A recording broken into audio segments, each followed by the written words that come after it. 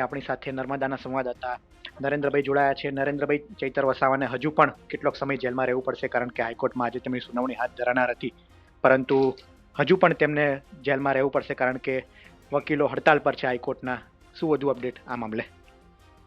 આમ આદમી પાર્ટીના ધારાસભ્ય ચૈતર વસાવાના કોર્ટમાં જે કેસ છે એની આજે એમની જામીન અરજીની સુનાવણી હતી 28 તારીખે, પરંતુ જે હાઈકોર્ટના વકીલો આજે હડતાલ પર હોવાના કારણે તેમની આજે સ્વાભાવિક છે કે સુનાવણી નહીં થાય, એટલે કે ધારાસભ્ય ચૈતર વસાવાને હજુ વધુ દિવસ સુધી જેલમાં રહેવું પડશે, કારણ કે 5 જુલાઈથી ધારાસભ્ય ચૈતર વસાવા વડોદરાની સેન્ટ્રલ જેલમાં કેદ છે. ત્યારે 2 મહિના કરતા પણ જેટલો સમય થવા આવ્યો છે, ત્યારે ધારાસભ્ય ચૈતર વસાવાના મામલે આજે સુનાવણી થનારી હતી, પરંતુ હવે એવું લાગે છે કે આગામી જ્યારે તારીખ પડશે ત્યારે સુનાવણી થશે, એટલે કે હાલમાં વધુ દિવસ સુધી ધારાસભ્ય ચૈતર વસાવાએ જેલમાં રહેવું પડશે. નરેન્દ્રભાઈ, ત્યાં આદિવાસી સમુદાયના લોકોનો પણ ખૂબ રોષ હતો અને તેઓ રાહ જોઈ રહ્યા હતા કે તેમના નેતા બહાર આવે. આપ પણ ત્યાં ફરી રહ્યા હતા, ત્યારે પણ સમાચાર એવા સામે આવ્યા છે કે આદિવાસી સમુદાયના લોકો આમ રાહ જોઈને બેઠા છે કે તેમના નેતા બહાર આવે. તો એ વિશે આપ શું કહેશો?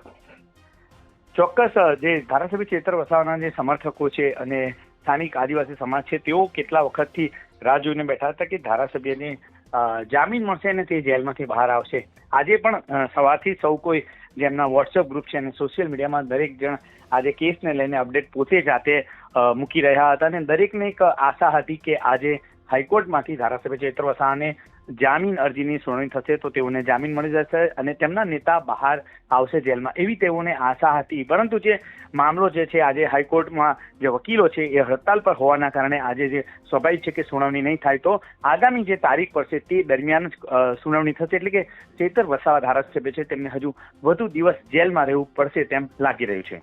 આભાર નરેન્દ્રભાઈ, અમારી સાથે જોડાવા બદલ.